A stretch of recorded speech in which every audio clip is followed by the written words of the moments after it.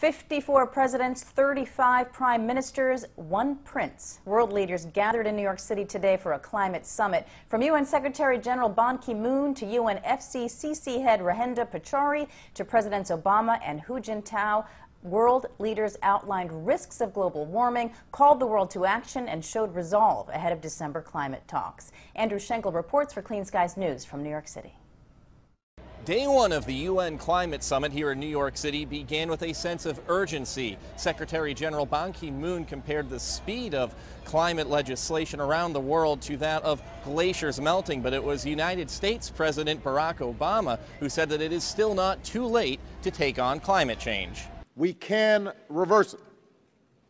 John F. Kennedy once observed that our problems are man-made, therefore they may be solved by man.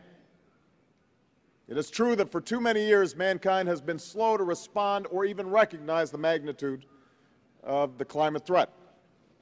It is true of my own country as well. We recognize that. But this is a new day. It is a new era. And the new era comes with new promises from China. Chinese President Hu Jintao announced new plans to reduce the pace of carbon emissions from the world's largest nation.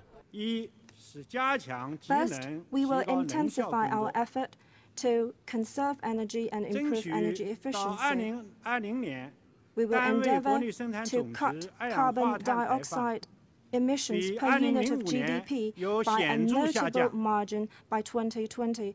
Still, some fear that reducing emissions means worldwide cap-and-trade policies.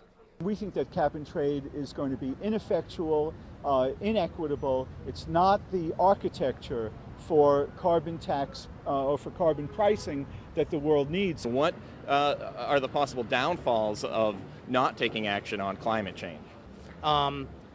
Not doing anything about climate change potentially has dramatic economic consequences. So we see climate change not only as an opportunity, but also as an opportunity for investors, but it's an opportunity for economies to stimulate growth. What we are seeking, after all, is not simply an agreement to limit greenhouse gas emissions. We seek an agreement that will allow all nations to grow and raise living standards without endangering the planet. By developing and disseminating clean technology and sharing our know-how, we can help developing nations leapfrog dirty energy technologies and reduce dangerous emissions. Now, President Obama's day did not end with that speech. In the afternoon, he met privately with fellow newcomer to the UN, Chinese President Hu Jintao. And on Wednesday, President Obama will speak in front of the opening of the 64th United Nations General Assembly. In New York, Andrew Schenkel, Clean Skies TV.